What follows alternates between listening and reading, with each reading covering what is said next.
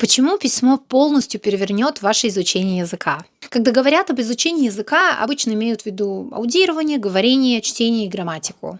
Письмо, если упоминается, то как вскользь, как что-то дополнительное и на выбор. Но письмо– это, пожалуй, одно из самых недооцененных инструментов изучения языка, который делает с мозгом кое-что, чего не делает ни один другой вид практики.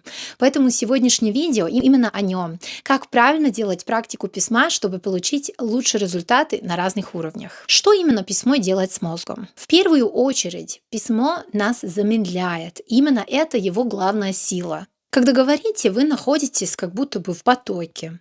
Времени на остановку нет. Мозг заполняет пробелы автоматически и часто родным языком. Ошибки как будто проскальзывают незамеченными, и вы не понимаете, где именно провал. Но когда пишете, все иначе.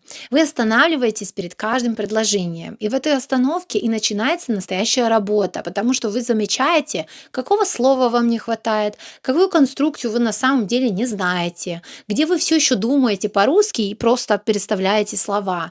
То есть письмо делает невидимое видимым, именно поэтому это не просто практика языка, а еще и своего рода диагностика. То есть вы видите себя честно, без скидок на скорость и спонтанность. Как лучше пользоваться письмом на разных уровнях? На начинающих уровнях письмо выполняет очень конкретную задачу– помочь языку осесть. То есть не блистать стилем и строить сложные предложения, а просто закрепить то, что вы уже встречали. Для этого делаем следующее упражнение. Первое– это переписывание чанков и коротких диалогов. То есть берите диалог или несколько предложений из материала, который вы изучаете, и просто переписывайте его от руки. Не для запоминания через повторение, а просто для того, чтобы рука привыкла к языку. Моторика подключает дополнительный канал усвоения, и то, что вы написали от руки, запоминается по-другому, чем то, что вы просто прочитали глазами. После переписывания закройте и попробуйте воспроизвести хотя бы одно предложение. Дальше. От 3 до 5 предложений в день на микротему. Каждый день одна маленькая тема. Моя комната, мой маршрут до работы, что я делал вчера вечером. Пишите без словаря и старайтесь использовать только то, что уже знаете. Цель не в том, чтобы написать правильно, а в том, чтобы заметить, где язык у вас заканчивается, и вот именно эти пробелы и будут ваш следующий приоритет в изучении. Дальше. Свои примеры с новыми чанками. Каждый новый чанк, который вы встречаете, записывайте не просто в словарик, а сразу в контексте от себя. То есть не пишем look forward to, а I look forward to the weekend. Вместо tengo ganas de ver esa serie. Свой пример работает в разы лучше, потому что он связан с вашей жизнью, вашим опытом. На B1, B2 письмо начинает работать немножко по-другому, потому что теперь у вас достаточно языка, чтобы оно стало настоящим таким местом для размышления и для коммуникации. Первое– это свободное письмо на 10 минут. Пишите без остановки, редактирования, без исправлений, просто ставьте таймер и пишите все, что приходит в голову на изучаемом языке. Тема не важна. Самое главное– это не останавливаться. Если не знаете слово, опишите его другими словами или оставьте пробел и идите дальше. Это упражнение отключает вашего внутреннего редактора, который останавливает вас в середине фразы и убивает спонтанность в речи. Второе– это письменный пересказ. Прослушали подкаст, посмотрели эпизод, прочитали статью, пересказывайте письменно своими словами, не подглядывая.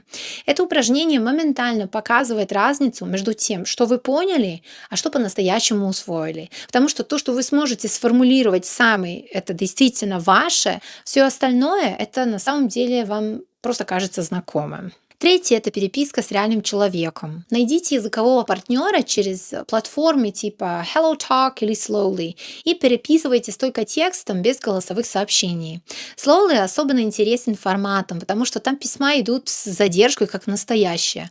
Это заставляет писать вдумчиво, а не как в быстром чате. Цель здесь протестить язык с реальным собеседником. Но если вы чувствуете, что все еще не готовы, то можете как минимум вести такую переписку с любым искусственным интеллектом, подстроив его под свои цели и потребности. Есть еще одно измерение письма, о котором почти не говорят в контексте изучения языков, и оно, на мой взгляд, одно из самых важных. Когда вы пишете на иностранном языке, вы еще учитесь думать в новой системе координат. И это очень такой медленный, глубокий процесс.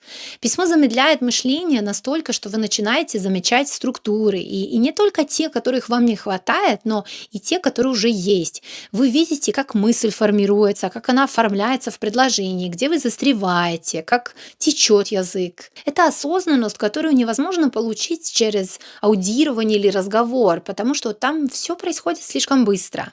На B1, B2 происходит еще один очень важный сдвиг. Письмо становится местом, где начинает формироваться новая языковая личность. Вы замечаете, что на изучаемом языке выражаете мысли немного иначе, чуть проще, чуть прямее, с другими оттенками. Вы отращиваете новые способы думать и чувствовать через язык. Опыт показывает, что те, кто принимает эту новую версию себя, продвигаются быстрее, чем те, кто пытаются перевести себя дословно. Письмо — это единственный вид практики, где вы одновременно и производите язык, и наблюдаете за собой в процессе. Это и есть его главная психологическая ценность. У меня есть личный пример, который это очень хорошо иллюстрирует. В 2018 году я защитила магистерскую диссертацию на русском. Там было больше 100 страниц, почти год работы, включая анализ литературы. Это самый длинный текст, который я когда-либо писала на этом языке. И мне сложно в полной мере передать, насколько сильно изменился мой русский за это время. Но я думаю, что именно этот опыт сделал так, что сегодня я чувствую русский как свой родной язык, хотя я начала его учить уже во взрослом возрасте. На C1 письмо меняет функцию еще раз. Теперь это пространство для оттачивания навыков. Вы теперь работаете с нюансами, уровнем формальности, ритмом, точностью. Здесь можно сделать следующего рода упражнения. Аргументативное эссе на живую тему. Выбирайте спорный вопрос, который вам реально интересен. Занимайте свою позицию и защищайте ее. Без нейтральности, без вот этих с одной стороны и с другой стороны.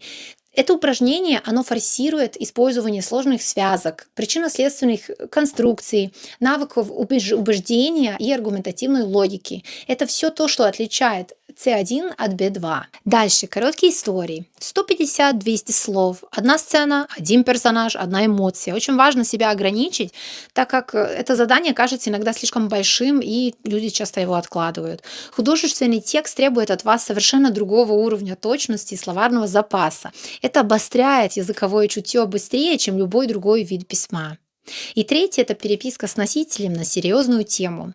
Это обмен мнениями о чем-то, что вам обоим интересно. Книга, идея, событие, неважно. Письменный формат без спешки дает возможность формулировать точно и получать живую обратную связь. Можно начать с комментария под каким-то роликом, через общение на форумах. Сразу приходит в голову Reddit, просто найдите свою ветку там и начинайте. Письмо — это единственный навык, который одновременно развивает все остальные. Когда пишете, вы используете словарный запас, грамматику, логику, чувство языка, все сразу, но медленно и осознанно. Именно эта осознанность и переносится потом в речь. Но нужно писать регулярно. 10 минут в день, несколько предложений о том, что произошло, одно письмо языковому партнеру в неделю. И этого уже достаточно, чтобы письмо начало менять качество вашего языка. Попробуйте в течение месяца и посмотрите, что изменится.